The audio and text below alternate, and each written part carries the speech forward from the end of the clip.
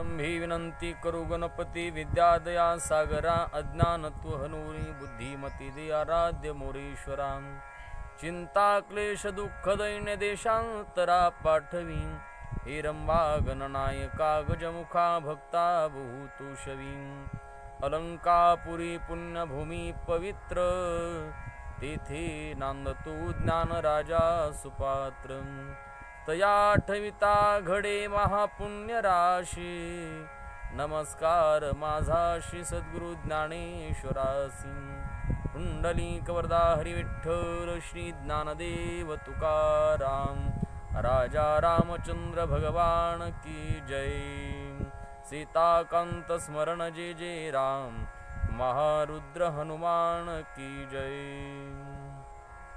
श्री गणेशाय नमः श्री सद्गुरु रामचंद्राय नमः परशुराम पाहे दुरुण निर्णायकी दिसे सैन्य राजा नाही आला आपण राजपुत्र पूर्ण देखिले।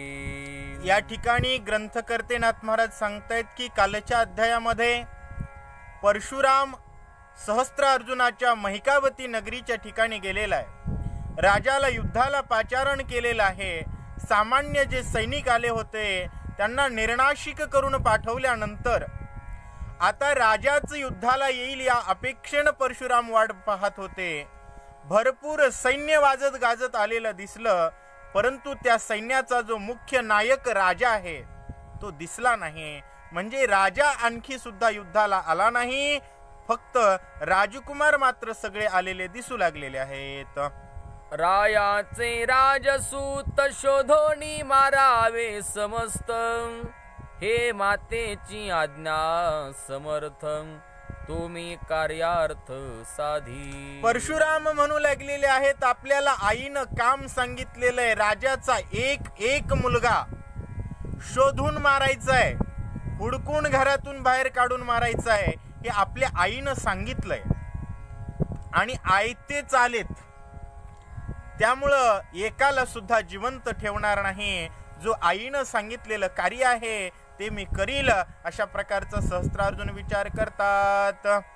केला त्र्यंबकाचा टनत्कार नादे मूर्छित झाले सूर दुमदुमले गिरी कंदर राजकुमार धाकिल नले। राजकुमार आलेले बघितले, परशुरामानं धनुष्याला टणत्कार दिला महाराज, दोरी ओढली सोडली, तंग दोरी जे करते ना त्याला टणत्कार म्हणतात। टणत्कार दिल्या बरोबर त्या ठिकाणी आकाशामध्ये भयंकर कडकडाट अशा प्रकारचा आवाज झाला। झालेल्या आवाजानं देव लोकांची कंटाळी बसली आणि परशुरामासोबत युद्धाला आलेले राजपुत्र दचकले। धाके दचकला प्रधान उभा ठेला धैर्य धरून वा सैन्य उभ्या उभ्या सांडिती प्राण टणत्कारे पूर्ण नभ कोंदले। टणत्कारे पूर्ण नभ कोंदले, जे सैन्य होतं ते घाबरलं, आपला मृत्यू फिक्स आहे, निशाणी झाली महाराज। सर्व चराचरामध्ये एकच आवाज आहे, अशा प्रकारचा टणत्काराचा परिणाम झालेला आहे। बाण सोडिला सिंहमुख तेणे गज मारिले निशेष रथांचे छेदोनी आख वाजीची मस्तके फोडिली। त्या ठिकाणी बाण सोडलेला आहे परशुरामानं। बाण कोणता सोडला? त्या ठिकाणी सिंहमुख बाण सोडला। सिंहाला मृगेंद्र म्हटलं जातं, त्या ठिकाणी गजेंद्र सुद्धा म्हणतात। त्या ठिकाणी सिंहाचा बाण सुटल्यानंतर काय झालं? जेवढेही काही हत्ती आलेले होते ते हत्ती सगळे मारले सिंहानं, घोड्यांचे सुद्धा डोके फोडले आणि अशा प्रकारचा परसैन्यामध्ये धुमाकूळ परशुरामानं सोडलेल्या सिंहमुख बाणानं केलेला आहे। बाण पिसारा सुटला वारा कोटी कोटी रहवरा उडवोनी नेले अंबरा वरिल्या वीरा आवर तू. बाणाच्या पिसाऱ्याचा वारा लागला. जेवढे काही रथावर बसलेले सैन्य होतं, रथासहित सैन्यासहित त्या ठिकाणी आकाशामध्ये घोडे गर गर गर गर फिरू लागले. राजपाळण्यात बसल्यासारखीची स्थिती सर्व राजाच्या सैन्याची त्या ठिकाणी परशुरामाच्या बाणाच्या पिसाऱ्याच्या वाऱ्यानं झालीये. वरील वीर तळी पडत, तळी धुरा चूर होत, रतंग भारे आदळत, तेने पीठ होत शुरांचे. वरी फिरले फिरले फिरले, दणकन खाली आदळायचे. खाल्ल्याचा बुगा, वरून रथ खाली पडला, माणूस खाली पडला आणि हत्ती खाली पडल्यास खालच्या मध्ये काही राहीना गेलं. अशा प्रकारची भयंकर स्थिती युद्धाच्या ठिकाणी झाली. बाण सोडिले संपूर्णावरती, पडिले सैन्य जो जिकडे सरे चुकवून, तिकडेची बाण खडतरती. भरपूर बाण, भयंकर अशा प्रकारचे बाण परशुरामानं सोडले. त्या ठिकाणी अरे इकडून बाण यायला तिकडं पळा, तिकडून बाण यायला तिकडं पळा, जिकडं पळतील तिकडं बाण होते. त्या ठिकाणी घाय लागून जीव गमवू लागलेले आहेत. अशा प्रकारची दाणादाण शस्त्रार्जुनाच्या सैन्याची केली. धाके धाके घाया भेणे, आडवी ओढवती ओढणे, ओढणे फोडोनिया बाणे, सर्वांग संपूर्ण भेदिले. सर्वांग संपूर्ण भेदिले. दचकले महाराज, मरता क्या नाही करता. कशाच्याही मागे लपण्याचा प्रयत्न करू लागले. त्या ठिकाणी आडवे येणारे जे ओढण होते ते सुद्धा बाणानं तोडले आणि बाण छातीमध्ये घुसू लागला. वीरांचा सैन्याचा त्या ठिकाणी प्राण जाईपर्यंत बाण थांबत नाही. रामे मांडिली रणकळी, शिरांची केली चेंडू फळी, राजे मारिले आतुर बळी, रुधिरांजुळी प्राशिती भूती. परशुरामानं त्या ठिकाणी बाणाच्या बळावरती पराक्रम केला. रणभूमीच्या ठिकाणी आलेलं सैन्य मारलं आणि जे काही सहस्त्रार्जुनाचे मांडलिक राजे होते, त्याच्या आज्ञेवर काम करणारे भरपूर राजे युद्धाला सहस्त्रार्जुनाच्या मुलासोबत आले होते, त्यांना सुद्धा मारलं. रक्ताची हाडामासाची चेंडूफळी त्या ठिकाणी बाणावरून परशुराम खेळतात. भूत जणू काही रक्ताची नदी वाहिली आणि त्या नदीमध्ये ओंजळीने रक्त भूत पिऊ लागले. सैन्या देखो नि महामार, खळबळीले राजकुमार, प्रधान धाविनले समोर, अति दुर्धर निजयोत्री.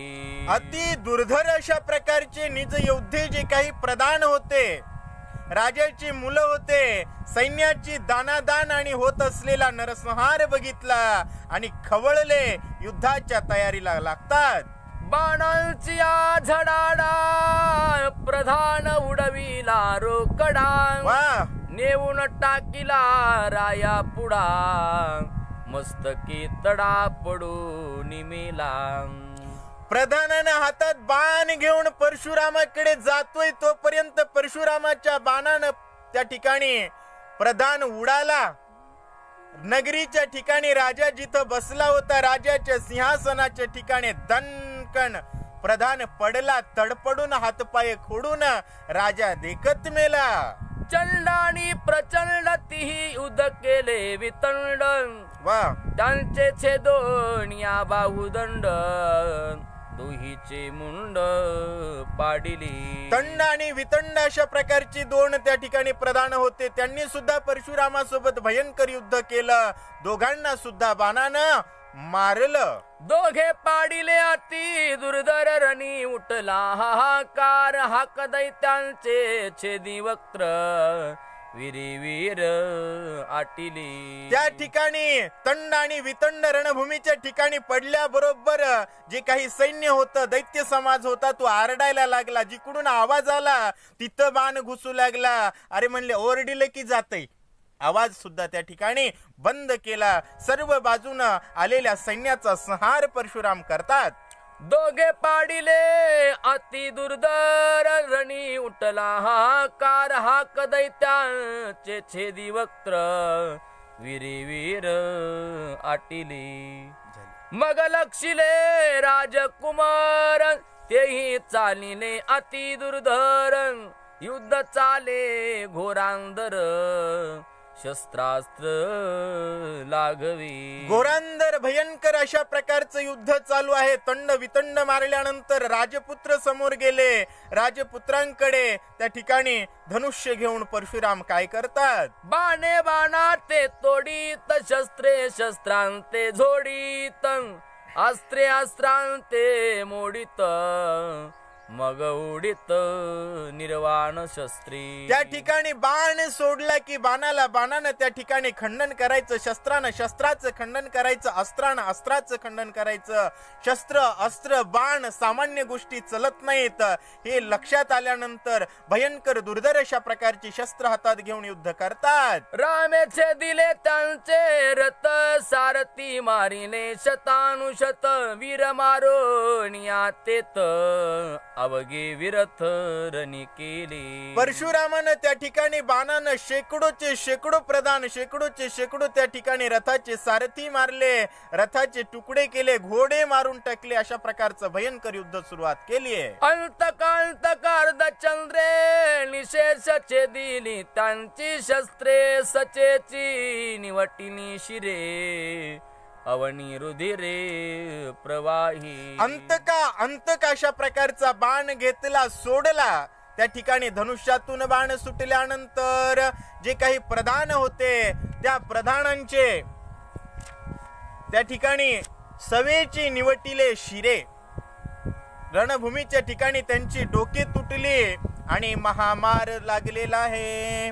राजपुत्र पडता क्षिती पडल्या वीरांच्या पंथी रामे रणी लाविली ख्याती केली शांती सर्वांची. धनुष्या अंतक बाणानं त्या ठिकाणी काय झालं? राजकुमाराचं शिर धडाच्या वेगळं झालं. राजकुमार पडला. रणभूमीच्या ठिकाणी युद्धाची धुरा पडल्यानंतर सर्व सैन्य विस्कटल्यासारखं पळू लागलेलं आहे. रणांगणा जे जे आले ते ते निशेष निर्दाळिले ओम सांगावया नाही उरले रामे केले निक्षत्री. रामे केले निक्षत्री. रणांगणाच्या ठिकाणी जेवढे आले होते ना तेवढे मारले महाराज. गावात जाऊन गेलेले मेले सांगायला सुद्धा कुणी उरलेला नाही. अश्वगज व्रत पद पदाती अतिरती महारथी जे जे आले युधा प्रती त्यांची समूळ शांती भार्गवी की. घोड्यावर आलेले होते, हत्तीवर आलेले होते, रिकामे भाले जेल जे काही माजलेले होते की नाही गावात तूप खाऊन फिरणारे सगळे बुगा करून टाकले. प्रधान पाडिला राजभवनी पुत्र पडिले रणांगणी राजा क्षोभला ऐकुनी युद्धाला गोणी उठवला. राजाला राग आला महाराज, कारण जागेवर बसलेला होता आणि प्रधानाचं मड येऊन समोर पडलं होतं. माझी पोरं तिकडं मारले गेलेला एकही परत आला नाही. आता कायमची लढाई करू म्हणून त्या सहस्त्रार्जुन निघाला. सैन्य निमाले समस्त उरले पार्षद 500 राजा एकाकी उदार्थ बैसला त्वरित रथावर. सगळं सैन्य खतम केलं परशुरामानं. शेवटचे 500 पार्षद राहिले होते. त्या 500 पार्षदांना घेऊन राजा गावाच्या बाहेर निघाला. राजा म्हणी करी विचार म्या गाई ब्राह्मणा लाविले शस्त्र ते मी झालो अपयश पात्र आता करावे क्षात्र धर्मी. राजा म्हणू लागलेला आहे मला यश येऊ शकत नाही कारण मी काय केलंय? खाऊन घर मारलं महाराज. ज्यानं बोलविलं ज्यानं खायला दिलं अशा गाईला आणि ब्राह्मणांना मी मारलेला आहे. आता मला जय येणं शक्य नाही परंतु एक क्षत्रिय युद्धाला बोलवल्यानंतर घरात बसू शकत नाही. त्या क्षत्रिय धर्माचं कर्तव्य म्हणून मी युद्ध करतो असं राजा विचार करतोय. दावी नक्षत्र धर्मरणी परशुराम त्रासीन बाणी कटाक्षे भिडे नरनांगणी निज निर्वाणी युद्ध युद्धार्थी निज निर्वाणी युद्धार्थी मी काय करील दावीन क्षत्रिय धर्म दाखविल आणि परशुरामाला रणभूमीच्या ठिकाणी जर्जर करील, परास्त करील, मारून टाकील, अशा प्रकारचा संकल्प मनाच्या ठिकाणी धरून युद्धाला राजा निघतोय. तो सूड मागेल पित्याचा, मी सूड घेईन पुत्रांचा. वा हो पराक्रम दोहीचा, गरजोनी वाचा उठाव. राजा म्हणला मी त्याचा बाप मारलाय, ते त्याच्या वडिलांचा कैवार घेण्यासाठी येईल. त्यानं आता माझी मुलं मारलेत, मी माझ्या मुलांचा कैवार घेईल. एकमेकांचा सूड घेण्याचं जे काही युद्ध असतं ते भयंकर आणि खतरनाक असतं महाराज. तसं कायमस्वरूपीचं दुर्धर अशा प्रकारचं युद्ध मी करील. परशुराम सतेज बोले, जेवोनिया घर घेतले. देतुवाची दुष्टा साच केले, निर्वैरा मारिले जमदग्नी. समोर आल्या बरोबर राजाकडे बघून परशुराम म्हणू लागला, अरे लाज वाटावी लाज, खाऊन घर घेतलास. निर्वैरा, कसल्याही प्रकारचं वैर नसताना, अरे तुझं माझं काही धुऱ्याला धुरा होता, काही देणं काय घेणं महाराज. घरात येऊन खाल्लास पेलास, कपडे लिहिलास आणि माझ्या बापाला हातात शस्त्र नसताना मारलास. अशा पोचटा असेल हिम्मत ना राहा उभा. जमदग्नीने सांडिला कोप, त्यावरी त्वा केला प्रताप. वृथा करीसी बळाचा जल्प, तू अति अल्प लघुत्वे. तू अति अल्प लघुत्वे, अरे काय हिम्मत आहे तुझ्यात. ज्या तापसी व्यक्तीनं, ज्या तपस्वीनं रागच सोडून दिला, ज्याच्याकडे राग नाही आणि ज्यानं कसल्याही प्रकारचा प्रतिकार केला नाही, अशा खाऊ घातलेल्या ब्राह्मणाला मारलास, एका स्त्रीला मारलास आणि आता पराक्रमाच्या बाता मारतोस का. असेल हिम्मत तर कर युद्ध. स्त्रियावरी तुझा पुरुषार्थ, माझी माता पडली मूर्छित. तो तू सापडलासी येत, तुझा निपात मी करी. स्त्रीवरती पुरुषार्थ केलास, पुरुषानं पुरुषावरती पुरुषार्थ करावा महाराज. माझ्या माईला मारलास, अरे एका गायानं ती खाली पडली होती, खाली पडल्यानंतर 21 वेळस आघात केलास. लाज वाटत नाही तुला. आता जर उभा नाही चिरला ना तर मला ही परशुराम म्हणत नाहीत. ऐसा ऐकता वचन पुंज, कोपे चालिला सहस्त्रभुज. त्यावरी लोटला द्विभुज, धरावया गज केशरी जैसा. या ठिकाणी नाथ महाराज सांगू लागलेले आहेत, परशुरामाचं बोलणं ऐकलं, भयंकर रागावलेला 1000 हातांचा सहस्त्रार्जुन कुणावर चाललेला आहे, परशुरामावर.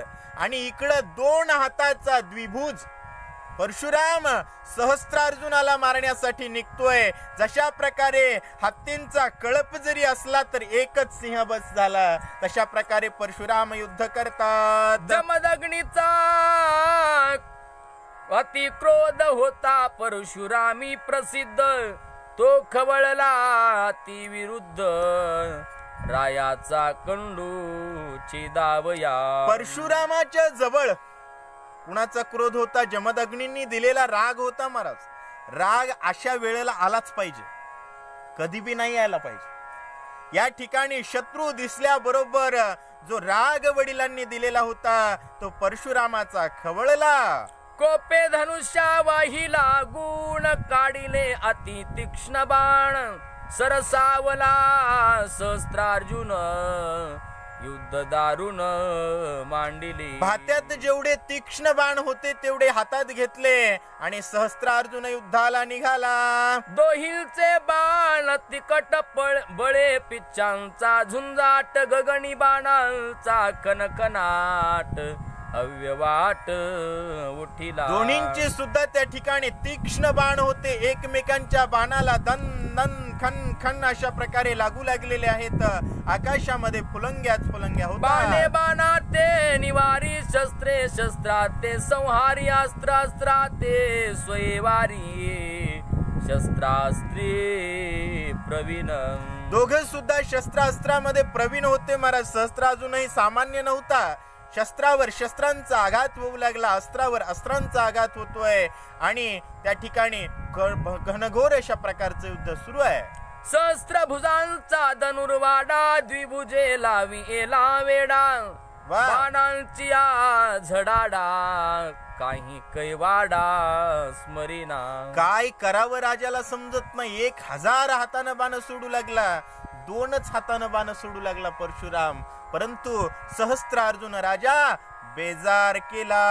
त्याची लाघवा माझी दे करामे रथाचा छेदी लाख, सारथी मारिला निशेष वारू अमोलिक पाडिले. राजा त्या ठिकाणी त्रासलेला बघितला. त्याच संधीत परशुरामानं बाण रथाच्या आखात मारला, आख तोडला, रथातून विरथी केला. मागून या रथांची भरणी, तेही वीर छेदिले रामे बाणी. सहाय्यकारी नाही कोणी, एकलारणी उरे राव. अरे मागून कुणी तर रथ द्या म्हणून त्या ठिकाणी मागचा रथ द्यायला आला, तोपर्यंत मागच्याला परशुरामानं खतम केलं. रणभूमीच्या ठिकाणी सहाय्यकारी कुणीही उरला नाही. एकटा सहस्त्रार्जुन रणभूमीच्या ठिकाणी विरथी उभा आहे. विरथी राजा उरे आपण क्रोधे मांडले निर्वाण, वस्त्रे आणि वार योजून त्यांचे निवारण निनती कोणी. विरथी अशा प्रकारचा राजा रणभूमीच्या ठिकाणी एकटाच उभा आहे. परशुरामाच्या रागानं भयंकर अशा प्रकारची युद्ध परिस्थिती निर्माण केली आहे, जे राजाला कुणीही सहकारी नाही. दंडास्त्र आणि चंडास्त्र सवेची सोडिले प्रचंडास्त्र, वेगे मोकली वितंडास्त्र घोर घोरास्त्र अनिवार. दंडास्त्र प्रचंडास्त्र वितंडास्त्र अशा प्रकारची घोर भयंकर अशा प्रकारची अस्त्र शस्त्र एकमेकावरती सोडतात. देखोनी शस्त्रांचा संभार, राम नेटका धनुर्धर, शस्त्रे शस्त्रांचा संहार, करीतो प्रकार अवधारा. नाथ महाराज म्हणू लागले, घोर अस्त्र, प्रचंडास्त्र, दंडास्त्र अशा प्रकारची अस्त्र राजा सहस्त्रार्जुनानं सोडली आणि परशुराम बाण सज्ज करण्यामध्ये तीक्ष्ण पटाईत होते. महाराज त्यांनी त्या बाणांचा कशा प्रकारे सामना केला ऐका. दंडे दंडिले दंडास्त्रा, खंडे खंडिले खंडास्त्रा, चंडे छेदिले प्रचंडास्त्रा, छेदिले घोरास्त्र अघोरास्त्री. छेदिले घोर अस्त्र अघोरास्त्री. घोर अस्त्र अघोर अस्त्रानं, दंडानं दंडास्त्र, प्रचंडास्त्राला प्रचंडास्त्रानं सोडलं आणि ज्याला तशा प्रकारचा सारखा इलाज करून सारखी बाण सोडून राजानं जेवढे काही बाण सोडले होते त्याचा नायनाट केला.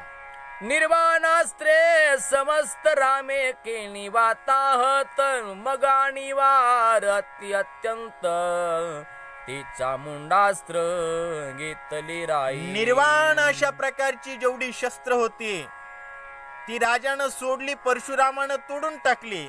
आता अनिवार ज्याला निवारण होणारच नाही अशा प्रकारचं चामुंडास्त्र सहस्त्रार्जुन राजानं हातात घेतलं. पूर्वी मर्दिले चंडमुंडासी, ते चामुंडास्त्र हातवसी, रामाभाणी काळी केसी, चामुंडा दासी तिची. चंडमुंडाला मारलं होतं सहस्त्रार्जुनानं, ते चामुंडास्त्र त्या ठिकाणी हातात घेतलं. परशुरामानं कालिका नावाचं अस्त्र हातात घेतलं.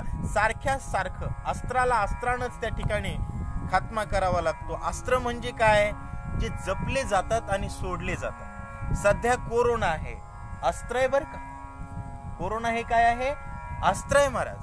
त्या ठिकाणी अशा प्रकारची अस्त्र असतात जी संपूर्ण ब्रह्मांडाला छेदू शकतात. भयंकर अशा प्रकारची ताकद असते. तशा प्रकारचे अस्त्राचं प्रयोजन करतात. चामुंडेसी म्हणे काळिका, माझे स्वरूप ते रेणुका, तिच्या पत्नीच्या घातका, तू आवश्यक निर्दाळी. त्या ठिकाणी चामुंडा कालिकेला म्हणू लागलेले आहे. कालिका अस्त्र कुण घेतलं होतं? परशुरामन. ते अस्त्र म्हणू लागलेलं आहे, रेणुका ही माझी माता आहे, माझी आई आहे, आणि त्या आईवर आघात करणारा हा सहस्त्रार्जुन आहे. मग याला तू रणभूमीच्या ठेवू नको, रणभूमीत ठेवू नको. शस्त्र जर बदलली तर राजाला कोण वाचवणार आहे? राजाला आता वाचणं शक्य नाही. चामुंडा काळिकेची दासी, हे सत्य न मानेल जासी. तीही पहावे सप्तशतीसी, चंडमुंडासी जेथे वदिली. चामुंडा ही कालिकेची दाशी आहे. आता ह्या देवता आहेत बर का, म्हणजे कालिका नावाची मोठी स्त्री आहे, जिची चामुंडा ही दाशी आहे. आणि जर हे कालिकेची चामुंडा ही दाशी आहे, जर हे कुणाला खरं वाटलं नाही तर त्यांनी कुठं बघा, सप्तशती या ग्रंथामध्ये बघा, अशा प्रकारे नाथ महाराज सांगतात. काळिकेसी करोनिया नमन, घेऊनी तिचे आज्ञापन. चामुंडा परतली आपण, करावया निर्दळन रायाची. राजानं हातामध्ये चामुंडास्त्र घेतलं होतं, परशुरामानं हातामध्ये कालिकास्त्र घेतलं होतं. या देवता ज्या आहेत, ज्या या अस्त्रावरती काम करतात, ती चामुंडा ही कालिकेची दाशी होती. त्यामुळे राजानं जरी हातात अस्त्र घेतलं असलं तर ती अस्त्र देवता परशुरामाच्या हातातल्या अस्त्र देवतेकडे गेली आणि दोघींनी बोलणं केलं का, आपल्या परिवारातली आपली माता रेणुका मारली ह्या राजानं, मग त्याला तू तिकडून जरी असलास तर सहकार्य करायचं नाही. अशा प्रकारे म्हणून चामुंडास्त्र कुणाकडे आला? आता राजाजवळ आलं, पण त्या दोघांचं ठरलंय काय? राजाच मारायचंय. राजाच्या अस्त्रानं पण राजाच मारायचं ठरविलाय, परशुरामाच्या अस्त्रानं पण राजाच मारायचं ठरवलाय. अशा प्रकारे सांगतात. चामुंडा वळली उपराटी, सहस्त्रार्जुन देखे दृष्टी. माझी अस्त्रे लागती मजची पाठी, दाके पोटी गजबजिला. स्कंद चकला. महाराज म्हणला, माझं अस्त्र माझ्याच पाठीमागं लागायले. कारण त्यानं परशुरामावर सोडलेलं अस्त्र परत सहस्त्रार्जुनावरच आलं. आणि असंच होत असतंय, पाप उठलं का किती बी काही बी करा ते उलटच होते. उलट्या गोष्टी होऊ लागल्या की समजायचं पाप खवळलंय मागे केलेलं. अशा प्रकारची परिस्थिती सहस्त्रार्जुनाची झाली. चामुंडेचे निवारण माझे मिनेने आपण, अवश्य मजाले मरण. धाके संपूर्ण कापत. लट लट लट सहस्त्रार्जुन कापू लागला महाराज. कारण चामुंडास्त्र सोडलं परशुरामावर आणि फिरलं राजावर. आता म्हणलं फिरलंय तर फिरलंय, पण त्याला परत घेण्याची ताकद माझ्यात नाही. बरीच वेळेस असं होतं की नाही? तशा प्रकारे त्या ठिकाणी घाबरलेला आहे राजा. आता जीवाशिवाय देण्यासाठी दुसरं काहीच उरलं नाही. रामे त्याची क्षणा माझारी, परशु घेऊन या करी. सहस्त्र भाऊंची कांडोरी, धरणीवरी पाडिली. त्याच वेळेस राजा चामुंडास्त्रानं परेशान आहे, त्यावेळेस हातात कुऱ्हाड घेतली आणि जसं झाड कापताव की नाही तशा प्रकारे एक एक हात राजाचा परशुरामानं तोडायला सुरुवात केली. आता एक सांगतो, ज्यानं अन्याय केलाय त्याच्यावर आघात करताना मागे पुढे बघायचं.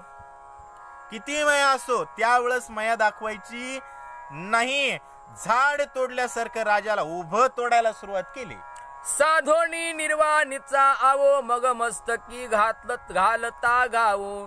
तेने घाये महाबाहो, पडिला पहावो क्षिती तळी. भयंकर राजा असणारा महाराज, चक्रवर्ती राजा असणारा सहस्त्रार्जुन एका दिवशी फुकट फक्त जेवला आणि त्याच घरी त्यालाच मारलं महाराज. परिणाम काय झाला? रणभूमीच्या ठिकाणी झाड तोडावं खोडून तशा प्रकारचा राजा तोडून मारला आणि शेवटचा कुऱ्हाडीचा घाव राजाच्या डोक्यामध्ये परशुरामानं घातला. राजा मेला. शिर उडाले अंतराळी, जीवे परशुरामासी ओवाळी. मग उतरले पाया जवळी, चरणांची धुळी वंदावया. त्या ठिकाणी शिर आकाशामध्ये उडालं, परशुरामाला प्रदक्षिणा केली, परशुरामाच्या पायावर पडलं. परशुराम म्हणजे भगवान विष्णूचा 6वा अवतार. भगवंताचे पाय ज्याला लाभले त्याचं मागचं सगळं पुण्यपाप गेलं, त्याला परशुरामाचे पाय मिळाले.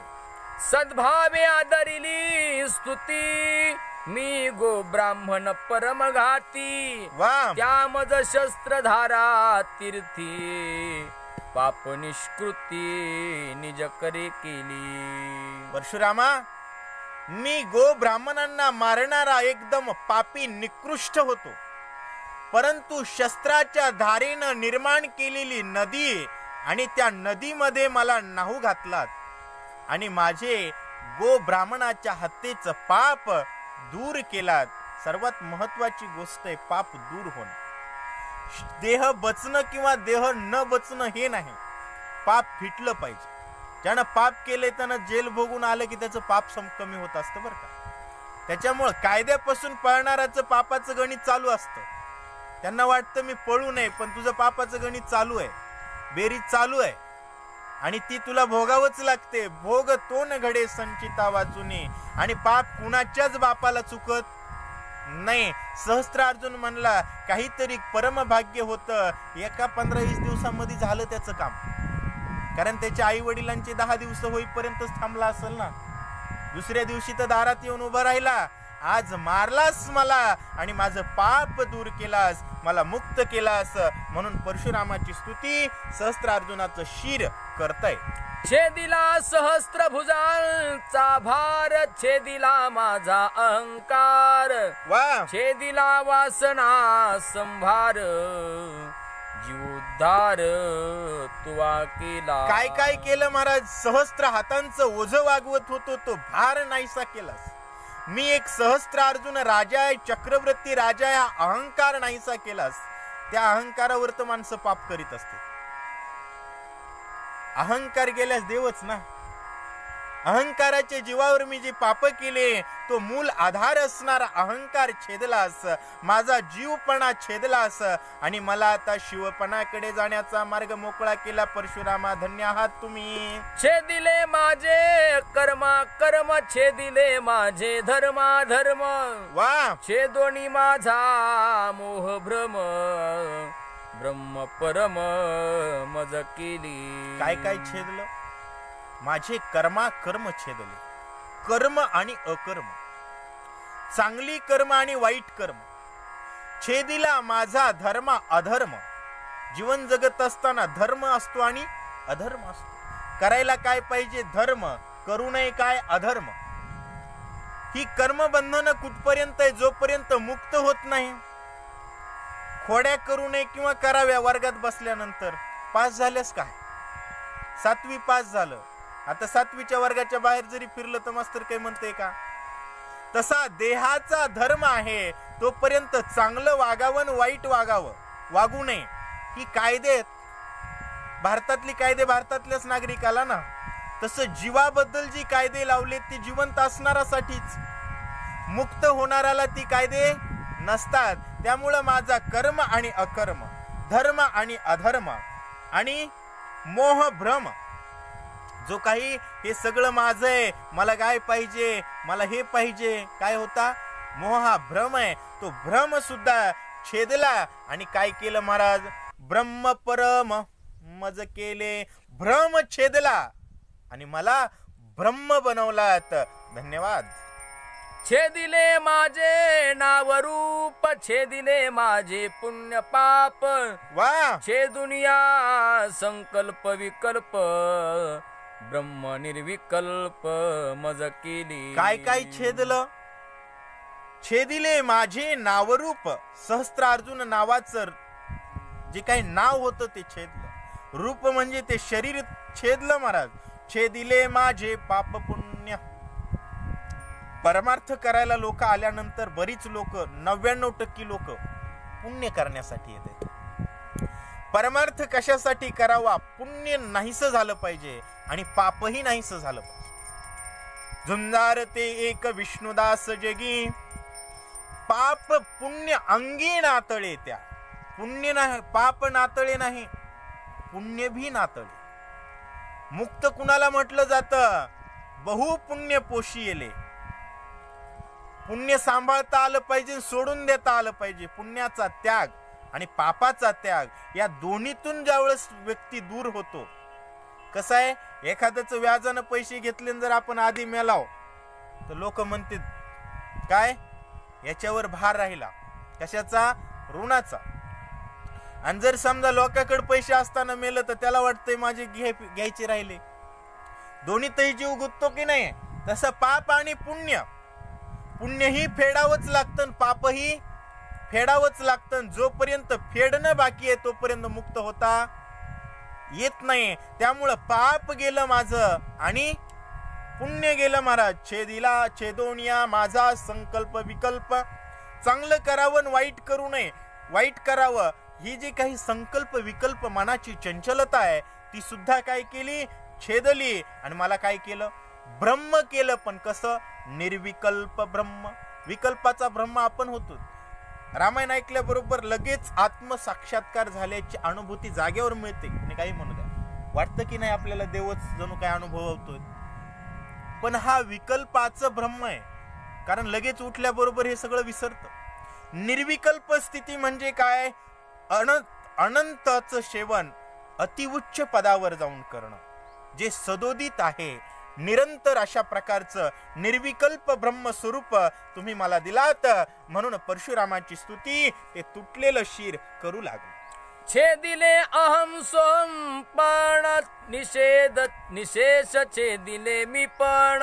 वा, छेदोणी एकत्वाचे एकपण ब्रह्म परिपूर्ण मज केली. नाथ महाराजांची शब्द आहेत ही, एकनाथ महाराजांची. त्यामुळं या शब्दांची खोली अति जास्त असते. नाथ महाराज काय म्हणतायत? छेदिले अहम सोहम पण.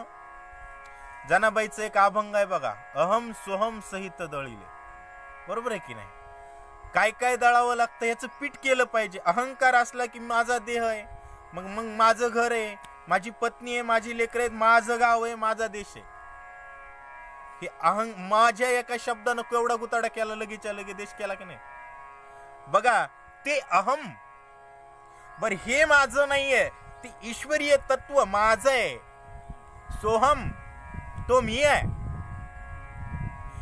मी आहे, तू देव आहे म्हणलास तरी तू आहे, आणि मी जग आहे म्हणलास तरी तू आहे.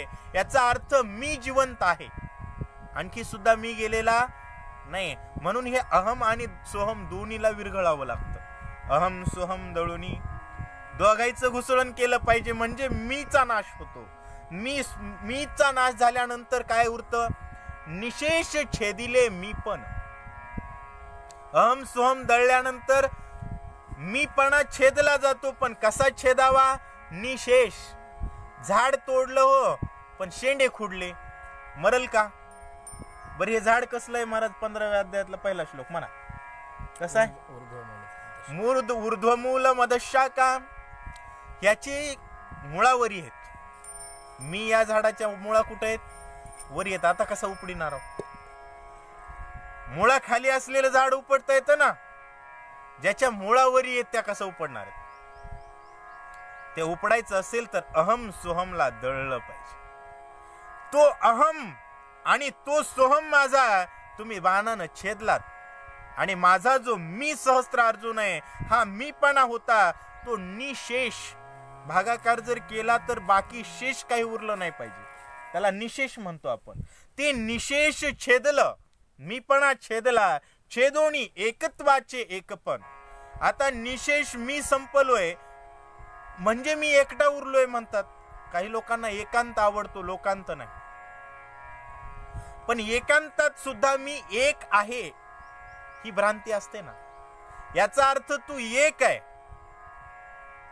म्हणजे तू आणखी आहेच ना. एक आहे तरी तू आहे, अनेक आहे तरी तू आहे. तो एकाचा एकत्वपणा सुद्धा छेदला. जोपर्यंत मिठाचा खडा पाण्यात जरी पडला तर तो मिठच आहे ना, कारण आणखी विरघळला नाही. तसा तो एकत्वपणाचा एकपणा सुद्धा काय केला, छेदोनी एकत्वाचे एकपण ते सुद्धा छेदलं. आणि मग काय केलं, ब्रह्म परिपूर्ण मज केले. आधीच्या उभीत निर्गुण ब्रह्म केलं होतं, आता परिपूर्ण ब्रह्म. आता जगात जे दिसल ते भगवंत नाही, मी अहम ही विश्व अनुभूती. आता तो भगवान कोणीतरी वेगळा आहे नाही, सर्व सृष्टीतला मी एक पदार्थ आहे. जसा एक थेंब समुद्रात पडल्यानंतर समुद्र म्हणजे थेंब आणि थेंब म्हणजे समुद्र. आत्मस्वरूप एकदा परमात्म्यात मिसळलं की ते आत्म्याचं वेगळं अस्तित्व उरत नाही. एवढ्या परमात्म स्वरूपाला कुऱ्हाडीच्या जोरावर परशुरामा तुम्ही मला नेलात, त्यामुळे धन्यवाद. ऐसे करीती स्तवन प्रेमे पूर्ण झाले नयन. वा, मस्तकी वंदुनी चरण सांडिला प्राण सहस्त्रार्जुनी. ऐसे करीती स्तवन, अशा प्रकारचं स्तवन केलं आणि स्तवन करून प्रेमे पूर्ण झाले नयन. आता मायबापाला मारणारा, ज्याच्या मायबापाला आपण मारलंय, त्यानं जर आपल्याला एवढं मोठं पद दिलं तर किती प्रेम आहे. परशुरामाचे मायबाप मारले होते त्यानं, ते बी खाऊ घातल्यानंतर मारले होते. मृत्यू नंतर वैर संपत हे आपले संस्कार आहेत, भारतीय संस्कृतीचे संस्कार आहेत. महाराज छत्रपती शिवाजी महाराजांनी अफजल खानाची कबर बांधली की नाही, परंतु या ठिकाणी प्रेमानं भरला. राजाला वाटलं जो काही जन्म मरणाचा बेडा आहे आज मला शत्रूनं पार करून दिलाय, त्यामुळे डोळे भरले आणि जीव सोडला. मातेची आज्ञा ती सधर पहिले छेदावे सहस्त्र कर. वा, मग छेदावे त्याचे शिर तोची प्रकार रामी केला. आईनं आज्ञा दिली होती, ज्या हातानं पाप केलंय ते हात पहिल्यांदा तोड. झाड बुडातून तोडून पुन्हा फाटे तोडतो आपण, पण परशुरामानं तसं केलं नाही. आधी हात तोडले महाराज आणि पुन्हा मस्तक तोडलं आणि मारला. आईची जशी आज्ञा होती तशी पालन केली. सहस्त्रार्जुन पडिला रणक्षेत्री सवेची 3 सप्तके धरित्री. परशुरामे केली निक्षत्री आज्ञेवरी मातेच्या. आईची आज्ञा होती. सहस्त्रार्जुन पडल्यानंतर लगेच हातातलं धनुष्य टेकलं नाही. त्रिसप्त म्हणजे 7 त्रिक 21 वेळस गरीबावर अन्याय करणारे, सामान्यांना त्रास देणारे जेवढे माजलेले राजे होते, अंगातल्या ताकदीवरती गोरगरिबावर अन्याय करत होते, असे राजे पूर्ण पृथ्वीवरचे. 4 लोकांनी शिकायत केली हे ना असं केलंय म्हणून, त्याला जायचं गावाच्या बाहेर बोलवायचं आणि कुऱ्हाडीनं मारायचं. अशा प्रकारे 3 वेळस पृथ्वी निक्षेत्री केली. 21. एका जनार्दना शरण झाले रेणुका पुराण. वा, आता जानकीचे लग्न सावधान अवधान. एका जनार्दन स्वामीला शरण जाऊन या ठिकाणी नाथ महाराज सांगतात की जे माता रेणुकेचं पुराण रामायणामध्ये संदर्भ म्हणून कालिका खंडातली कथा घेतली होती ती या ठिकाणी पूर्ण होते. रेणुका मातेनं 3 वेळस सात्विक 21 वेळस पृथ्वी निक्षेत्री करायचं सांगितलं होतं. ती पृथ्वी निक्षेत्री केली. आता ही कथा कुठून सुरुवात झालेली आहे? सीतेच्या स्वयंवराच्या ठिकाणी भगवान रामचंद्र प्रभू विश्वामित्रजींसोबत आले होते. शतानंदजी सांगतायत रामाची स्तुती ऐकल्यानंतर जनकांनी आपल्या मुलीची स्तुती सांगायला सुरुवात केली. त्यामध्ये सीतेच्या जन्माची कथा सांगितली. सीतेच्या जन्माची कथा सांगितल्यानंतर सीतेच्या स्वयंवरासाठी शिवधनुष्यालाच गुण का लावायचा आहे? हा जो काही जनकानं पण केला होता तो पण का केला आणि शिवधनुष्य पृथ्वीवर कसं आलं, ते शिवधनुष्य जनकाच्या इथं कसं आलं, यावरून हे कथेचा विस्तार झालेला आहे. तिथं आता कथा सीता स्वयंवराच्या ठिकाणी आलेली आहे. आता सीतेचं स्वयंवर कसं होतं ते ऐका. सांगता धनुष्य प्रकरण प्रसंगे आली रेणुका आख्यान. कथेसी झाले विलक्षण श्रुती संपूर्ण क्षमा कीजे. नाथ महाराज म्हणू लागलेले आहेत, धनुष्य कसा आला हे सांगण्याच्या कारणास्तव कथेचा विस्तार झाला, त्यामुळे मला श्रोत्यांनी क्षमा करावी. रामे निक्षत्री पृथ्वी करिता मिथुळेसी आला अवचिता ऋषी वृंदासी होय पुसता इथे राज्य करता कोण होय. आणि त्या ठिकाणी पृथ्वी निक्षेत्री करत असताना भगवान परशुराम मिथिलेला आले. जनतेला विचारलं, इथं राजा राज्य कोणता राज्य करतोय सांगा. ऋषी सांगती परशुरामा हा चक्रवर्ती धर्मात्मा वा. देही असोनी विदेही धर्मा अगाध महिमा पयाचा. जनतेनं सांगितलं परशुरामाला, परशुरामा हा जो काही आमचा राजा आहे ना, हा चक्रवर्ती राजा आहे. आणि चक्रवर्ती राजा असून देही असोनी विदेही, हा सर्व जगामध्ये आत्मस्वरूपानं नांदणार आहे. याच्या गावाचं वर्णन करताना आपल्याला त्या दिवशी 36 वयांपर्यंत नाथ महाराजांनी वर्णन केलं होतं जनकाचं. तशा प्रकारचा हा धार्मिक राजा मिथिलेचा आहे, असं मिथिलेच्या परिसरात परशुराम आल्यानंतर जनतेनं सांगितलंय. ऐसे ब्राह्मण बोलिले उत्तर तव जनक सामोरा आला सत्वर आलिंगोणी परमादर रामासहित ऋषीश्वर गृहानेली. आणि त्या ठिकाणी अशा प्रकारे, कारण परशुराम कोणत्याही गावात गेले, कुठल्याही राज्यात गेले, पहिल्यांदा ब्राह्मणांना विचारायचं राजा कोण आहे आणि कसा आहे. परशुराम आलेत म्हणलं की गोरगरिबाईने सांगायचं खराब राजा असला खराब आहे, खराब म्हणलं की त्याला मारायचा, काम दुसरं नव्हतंच. इथं लोक स्तुती करून सांगू लागले आमचा राजा परमात्मा. अशा प्रकारची चर्चा चालू आहे. तोपर्यंत जनक राजन आले, नमस्कार केला आणि ऋषींसोबत परशुरामाला आश्रमाच्या ठिकाणी म्हणजेच राजगादीच्या ठिकाणी नेलं. जनक राजा ब्रह्माधिकारी परशुराम त्याते न मारी वा. एकात्मता प्रीती करी त्याची घरी राहिला. आता एक गोष्ट लक्षात ठेवायची, शब्द येत असताना कसा येतो, परशुरामानं 21 वेळेस पृथ्वी निक्षेत्री केली म्हणजे क्षत्रिय ठेवला असाच अर्थ होतो ना त्याचा. मग जनक का नाही मारला? निक्षेत्री म्हणजे वाईट क्षत्रिय मारले फक्त. जनक वाईट होते का? नाही, मारण्याचा विषयच येत नाही. परंतु या ठिकाणी जनक कोण आहेत? विदेही स्वरूपी आहेत, ब्रह्म अवस्थेत राहणार आहे. आणि हा सुद्धा ब्राह्मण आहे आणि हा सुद्धा साक्षात परमात्मा आहे. त्यामुळे दोघांची आध्यात्मिक स्थिती एकच होती, ज्या स्थितीला गेल्यानंतर दोघांना आनंद झाले. जनके परशुरामासी राहविने भोजनासी रामासवे अपार ऋषी जनके त्यांसी निमंत्रिले. आणि जेवण करण्यासाठी परशुरामाला रात्रभर राहण्याची विनंती जनकजींनी केली.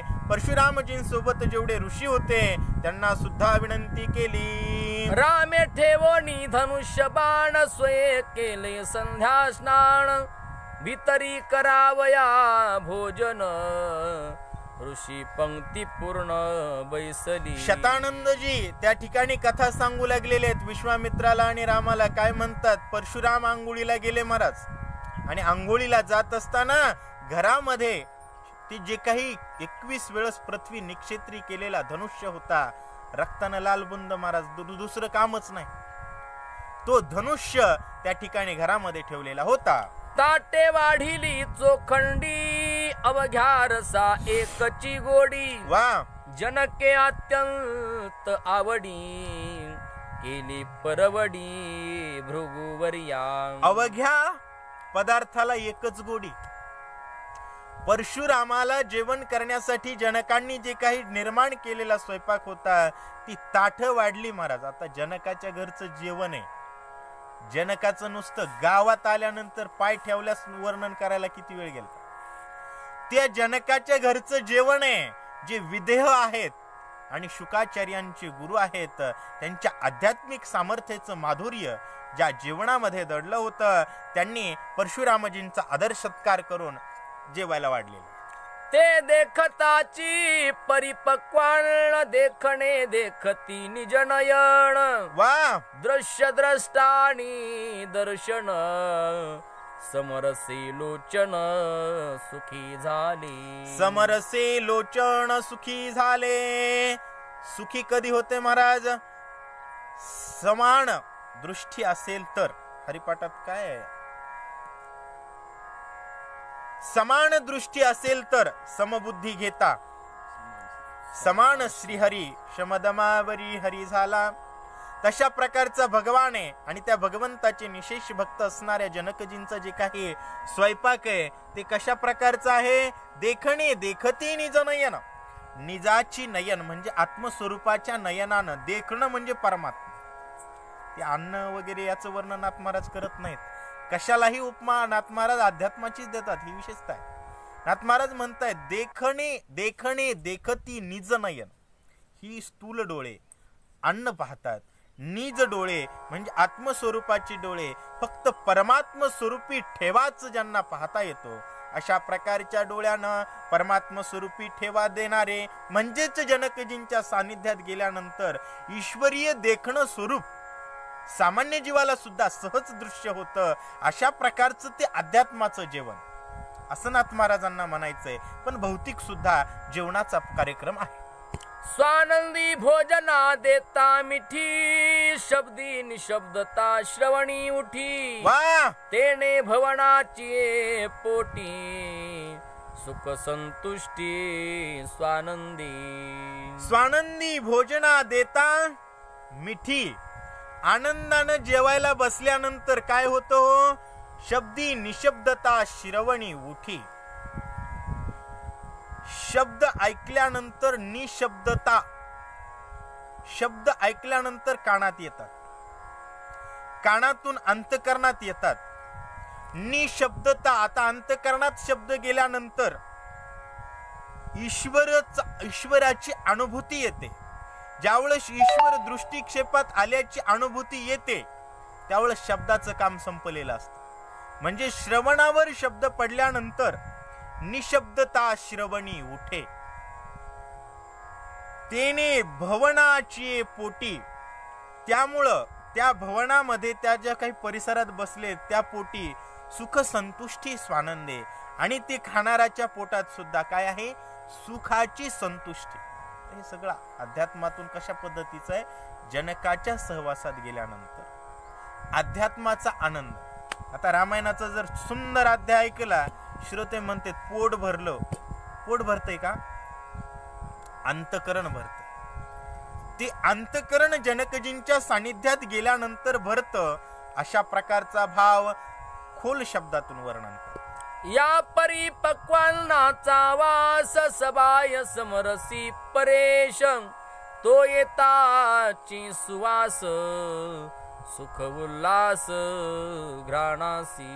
नाथ महाराज सांगतात महाराज स्वानंदी या परिपक्वानाचा वास.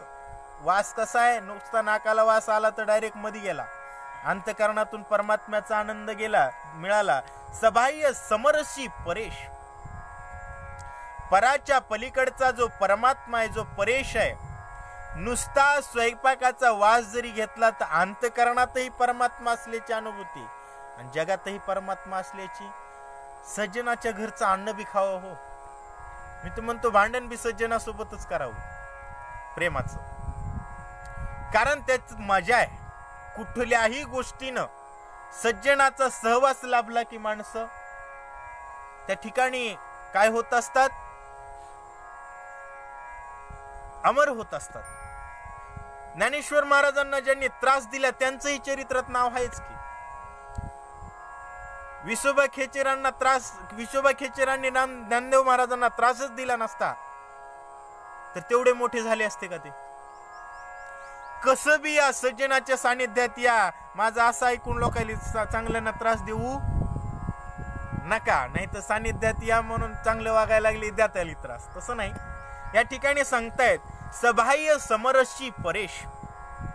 अंतकरणातून सुद्धा परमात्मा मिळतोय आणि बाहेरून सुद्धा परमात्मा मिळाल्याची अनुभूती त्या स्वयंपाकाचा वास घेतल्यानंतरच आहे. तो येताची सुवास सुख उल्हास घ्राणासी, अशा प्रकारचा वास आल्यानंतर नाकाला आनंद झाला. ते सदन्न स्पर्शता हाता आली अकर्मात्मता, वा शुद्धा तृषा नित्य तृप्तता, क्रियाचित सत्ता सोयी झाली. ते सद अन्न स्पर्शता, अन्न खावं पण सद अन्न चांगल्याच्या घरचं असं. ती घेतल्यानंतर काय होईल? हाती आली अकर्मात्मता. आपल्या हाताला कर्मात्मता आहे आणि या पृथ्वीवरचा नियम, तुम्ही केलेल्या प्रत्येक कर्माचं फळ भोगावं लागतं महाराज. आता जड भरत राजानं पाप केलं नव्हतं, हरिण पोचलं होतं. एका वाहत्या जीवाला सांभाळणं पुण्य की, पण पुण्यामुळे पुन्हा जन्माला यावं लागलं. पापामुळे जन्माला आला नाही तो. कशामुळे आला? म्हणजे पुण्य जरी केलं तर कर्म आहे, पाप जरी केलं तर कर्म आहे. पण जनकाच्या इथलं अन्न जरी खाल्लं, अन्नाला स्पर्श जरी केला, तर हाताला अवस्था कोणती येते? अकर्मात्मा. म्हणजे त्या हातानं कोणतंही कर्म करू द्या. आता कदाचित चुकून पाप कर्म झालं तरी फळ नाही, आणि पुण्य कर्म झालं तरी फळ नाही. उत्तर ज्याचं 0 येतं त्याला ब्रह्म म्हणत जावं. तशा प्रकारच्या ब्रह्मस्थितीचा हात त्या जनकाच्या अन्नाला स्पर्श केल्यानंतर होतो. त्यानंतर म्हणतात शुद्धा तृष्णा नित्य तृप्तता. तहान लागणं, पाणी पिल्यानंतर तहान जाते, पुन्हा 2 तासाला लागते की नाही? उन्हाळ्यात तर 10-10 मिनिटाला लागते. जेवण 3 तासाला लागतं, पण ती एकदा अन्न खाल्लं की नित्य तृप्तता, पुन्हा भूक नाही. क्रिया चित्सत्ता स्वयं झाली. आणि क्रिया केलेलं कर्म हे चिदसत्ता. कर्म करावं चिदापर्यंत पोहोचण्यासाठी, ईश्वरापर्यंत पोहोचण्यासाठी. पण प्रत्येकच कर्म ब्रह्म होतं जर जनकाच्या घरचं अन्न खाल्लं तर. तो सेविताची रसा स्वाद रसने माझी निजानंद, उदरी कोंदला परमानंद, सबाह्य स्वानंद रसा स्वादी. तो सेविताची रस स्वाद, अशा प्रकारचं जनकाच्या घरचं अन्न आहे. सज्जनाच्या घरचं काही बी असू द्या महाराज, नाथ महाराज वेळ देऊन वर्णन करते, दुर्जनाचं वर्णन करीत नाहीत. सहस्त्र अर्जुनाचं सौंदर्य वर्णन केलं का इथं? त्याचं ऐश्वर्य वर्णन केलं का? जनकाच्या घरी ताटाचं वर्णन एवढा वेळ चालू आहे. माणसानं वर्णन सज्जनाचं करावं, कारण साधू जेथ मन निवे ते साधू कथा. साधूचे वर्णन कशाचंही करा महाराज, मनाला आनंद होतो. तशा प्रकारे नाथ महाराजांनी केलेलं आहे. त्या ठिकाणी गेल्यानंतर रसने माझी निजानंद, उदरी कोंदला परमानंद. रसनेला आनंद आहे, पोटात गेलं की पोटाला परमानंद आहे. अशा प्रकारचं सर्व बाजूनं जे सुख देतं ते सज्जन असतं. ऐसे करिता भोजन मने मनची उन्मण, वा समाधीसी समाधान, अन्नाची चैतन्य सोयी झाली. अन्नामध्ये चैतन्य असतं. आपलं अन्न खाल्यानंतर 3 तास माणसात चैतन्य येतं. पण जनकाच्या इथलं अन्न खाल्यानंतर अन्न चैतन्य कसलं देतंय महाराज? मनची उन्मन. मन उन्मनी ही अवस्था आहे. खूप परिश्रम केल्यानंतर समाधीत बसल्यानंतर कोणती अवस्था मिळते? उन्मनी अवस्था मिळते. ती मन ज्यानं अन्न खाल्लंय ती मन सदोदित उन्मनी अवस्थेचा आनंद घेतं. समाधीशी समाधान.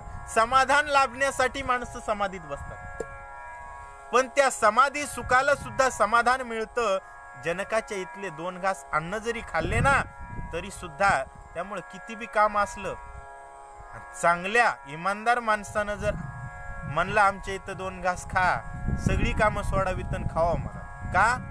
कल्याणाचं कारण ठरतं. सकळ साधने सीवरी लवण, तव तृप्ती झाली संपूर्ण.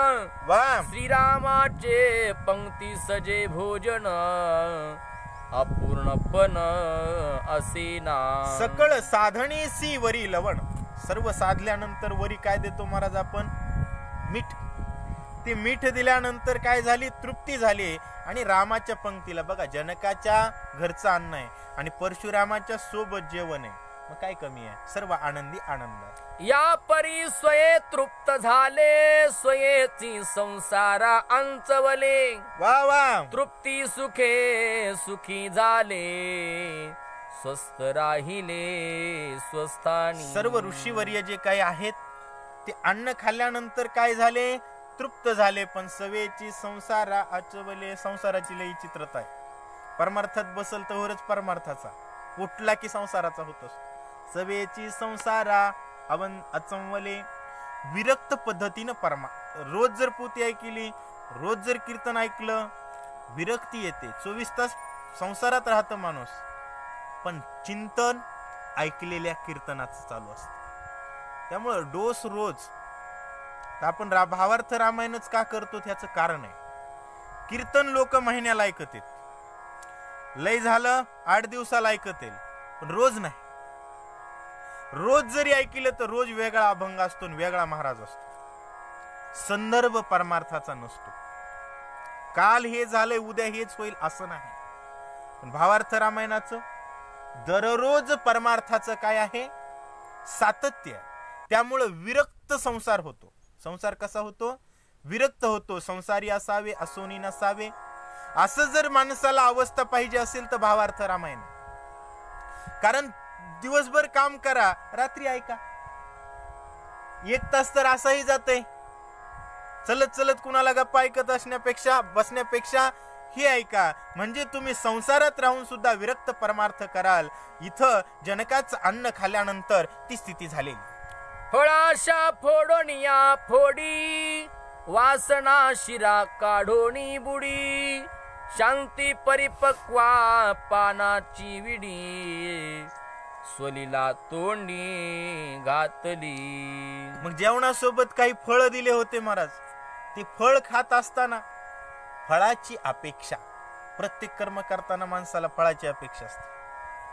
आता आपण भुईमुग लावला तर एवढ्या शेंगा व्हाव्यात, तिथं गेलं तर हे व्हावं. ते फळ खात असताना ते फळ फोडायचं कसं, फळ अपेक्षेला फोडायचं. फळ अपेक्षेला फोडणं म्हणजे काय, बी भाजून खाणे, भाजल्यानंतर पुन्हा उगवण्याचा प्रश्न येत. तसं फळ खाताना फळाची अपेक्षा फोडून ते फळ खावायचं. त्यानंतर सांगतायत वासना शिरा काढोनी बुडी. ते फळ खात असताना शिरा कशाच्या काढायच्यात, वासने. कारलं खायचंय पण शिरा काढतो ना आपण, वासनेची शिर.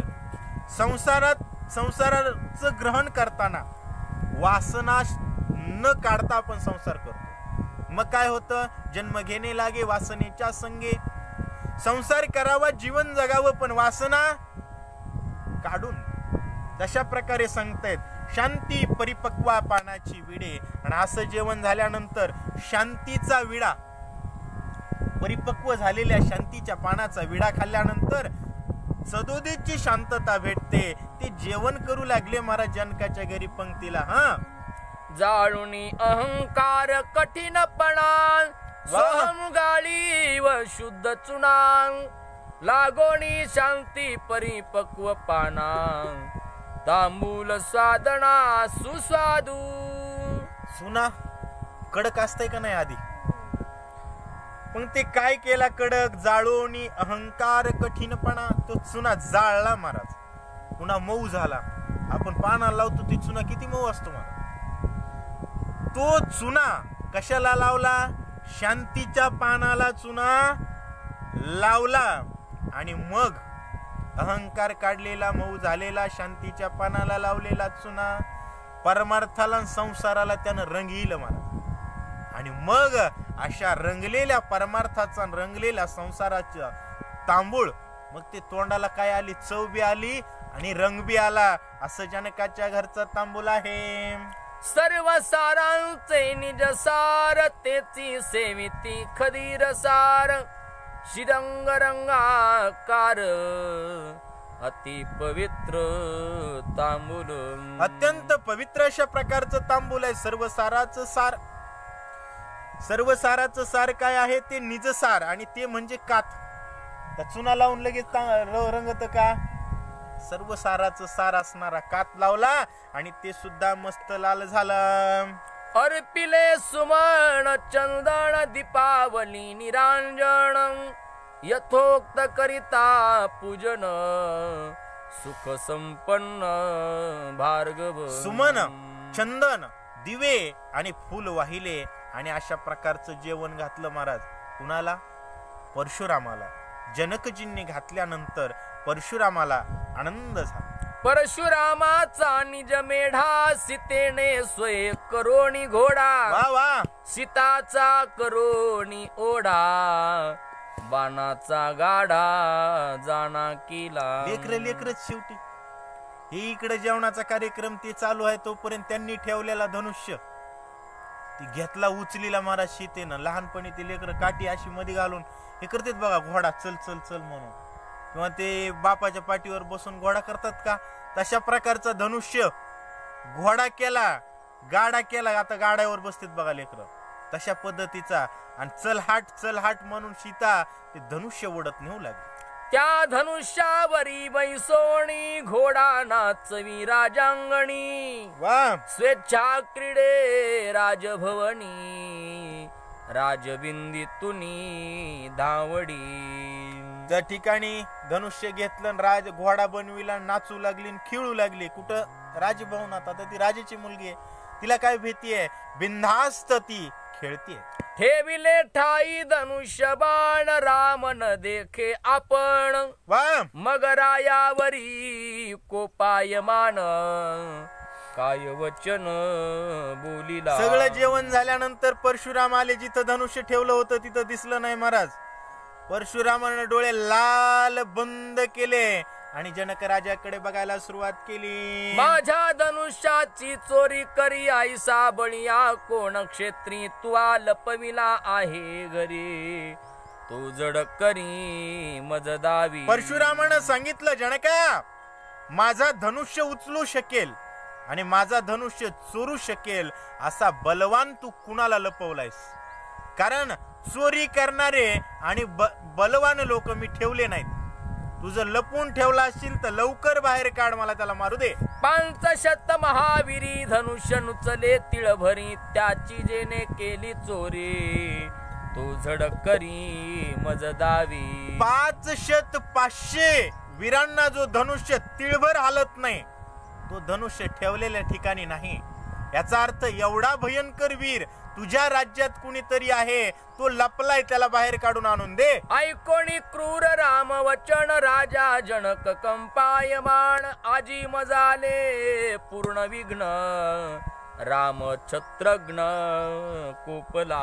राम क्षत्रज्ञ कोपला हे पहिलंच गिराईकी चित्र आहे. क्षत्रिय दिसला की तलवार कुऱ्हाडीनं कापायचा धंदा सुरू केला परशुरामाने, दुसरा धंदाच नव्हता. सस्त माणूस एका कामात लागला की त्या कामाचा विस्तार करत असतो. आईनं फक्त शस्त्रार्जुन मारायला सांगितलं होतं आणि वाईट क्षत्रिय मारायला सांगितले होते. जरा बी तक्रार आली की खतमच, असा प्रकार चालू होता परशुरामाचा. तेवढ्यामध्ये हे प्रकार घडला. राजा लट लट लट जन कापू लागले, म्हणले बोलून पिढाय, कारण जनकाला माहितीच नाही कुण नेलाय ते. अशा प्रकारची स्थिती झाली. राजा त्या धनुष्याचा लागन स्वयं वसू लागला चांग राजांगणी देखोनी रेघ तोची माग घेत आला. राजा म्हणला बघू तर आता, शेवटी राजा राजा असतो महाराज. धनुष्य उचलून नेलं नाही म्हणला, फरकीत नेलंय. आणि ते घोडा करताना ती रेग ओढली ना, एवढं जड धनुष्य म्हणल्यास जमिनीवर अशी रेग झालेली. त्या रेगच्या माग माग त्या ठिकाणी गेले, बघितलं तर सीतेचं चालू आहे आपलं चलहाट चलहाट चलहाट म्हणून घोडा खेळू लागला. तव धनुष्याचा करोणी घोडा सीता खेळता देखे पुढा. वा. राजबिंदी घेतला दवडा बाल क्रीडा क्रीडत. बाल क्रीडा देवी जरी असेल तर बालक लेकरूच आहे ना. लेकराची क्रीडा करू लागली, पण राजाला घाम फुटला. म्हणला लेकरू, या लेकरानं पिढा किती आणली होती. आता सीता हे जर कळलं नसतं तर विघ्न होतं की नाही. एवढा मोठा धनुष्य आपलं लेकरू खेळ म्हणून खेळतय. लेकरू साधा असेल का? विचार करा. राजा विचार करतायत. राजा म्हणे आगे कुवारी, हातवा अन्याय केला भारी. वा हे धनुष्य सांडी क्षितीवर, ती राया करी उचले ना. ए पुरी काय केलीस म्हणाले. तोपर्यंत तिनं काय केलं, राजानं सांगितलं काय केलीस टेक खाली. तिनं टेकला बाप मारतय म्हणून पळाली महाराज. राजाला वाटलं उचलून नेऊन ठेवाव. उचलायचा प्रयत्न करायले तर राजाला उचलना झाला, अशी स्थिती झाली. मग राजा ती प्रीती करी, सीते ते पोटासी धरी.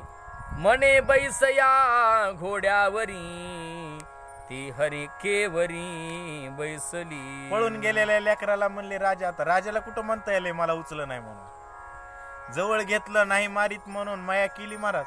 आणि तिला सांगितलं तू घोडा कसा केलतीस मला दाखव, आणि कुठून आणली होतीस तिथं नेऊन दाखव. तिला वाटलं आता मारतील याची भीती संपली, आणि वडील खेळ म्हणायलेत. तिनं लगेच उचलला धनुष्य आणि चल घोड्या म्हणून सुरू केला. करोनी धनुष्याचा घोडा, नाचवीत तडा तडा.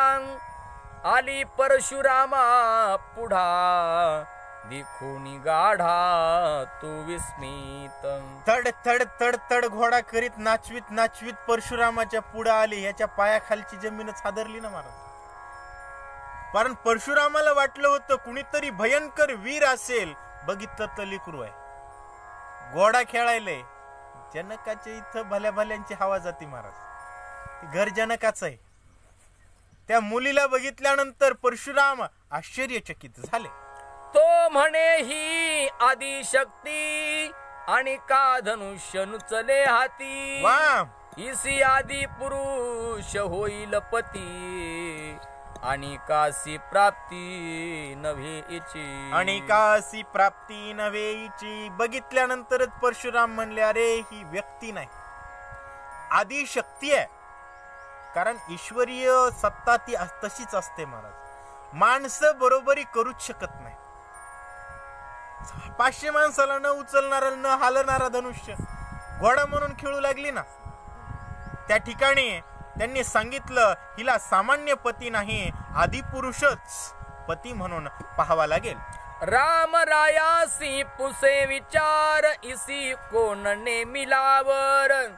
तो म्हणे नाही केला निर्धार, हिचे स्वयंवर करणे आहे. त्या ठिकाणी राजाला विचारलं महाराज परशुरामांनी, हिला पती कोणी नेमलाय का. लहानपणी ते पाळण्यालाच लावायचे ना कुकू, म्हणजे कोणी ठरविलंय का. राजांनी सांगितलं नाही, आम्हाला स्वयंवर करायचंय. अशा प्रकारे म्हणतात. परशुराम म्हणे रायासी स्वयंवर करणे सीतेसी, मी सांगेन त्या प्रकारासी, जो सर्वांशी दुर्घट. त्या ठिकाणी परशुरामानं सांगितलं मी सांगतो तसं स्वयंवर ठेवायचं. जे सामान्यासाठी शक्यच नाही, असामान्यानंच ते शक्य होईल. अशा प्रकारचं स्वयंवर करा. हे आदि ईश्वरीचा अवतार, आदि पुरुष इसीवर, मी सांगेन जो पण प्रकार, तो सादर अवधारी. ही आदिशक्ती आहे, मग हिला आदिपुरुषच पती पाहिजे. त्यामुळं तो मिळवण्यासाठी, आता आदिपुरुष काय कुठे मिळतो काय, त्यामुळं तोच मिळवण्यासाठी मी जो प्रकार सांगतो तो ऐका. स्वयंवरी हाची पण जो या धनुष्यासी वाहील गुण, त्यासीच द्यावी हे आपण आज्ञा संपूर्ण भार्गवाची. परशुरामांनी सांगितलं धनुष्याची दोरी तुटलीये. या धनुष्याला जो गुण लावील ना, गुण म्हणजे काय, बाण लावायचा, बाण लावून दाखवता आला पाहिजे हातात उचलून, तोच हिला पती करा. तेने सीतेच्या स्वयंवरासी, धनुष्य ठेविले जनकापासी, जेने धनुष्ये त्रिपुरासी, एके बाणेसी छेदिले. ज्या धनुष्यानं भगवान शंकरांनी त्रिपुर नावाचा दैत्य मारला होता, ते धनुष्य परशुरामांनी फक्त सीतेच्या स्वयंवरात टेस्टिंग साठी जनकाच्या घरी ठेवून दिले. शिवे येणेची धनुष्येसी विध्वंसिले दक्ष यागासी पळवुणी सुरनर ऋषी यज्ञभंगासी पै केली. महादेवांनी याच धनुष्य बाणानं यक्ष राजा म्हणजे महादेवाचा सासरा सतीला मेल्यानंतर त्या यज्ञाचा उद्ध्वंस केला, तो हाच धनुष्य.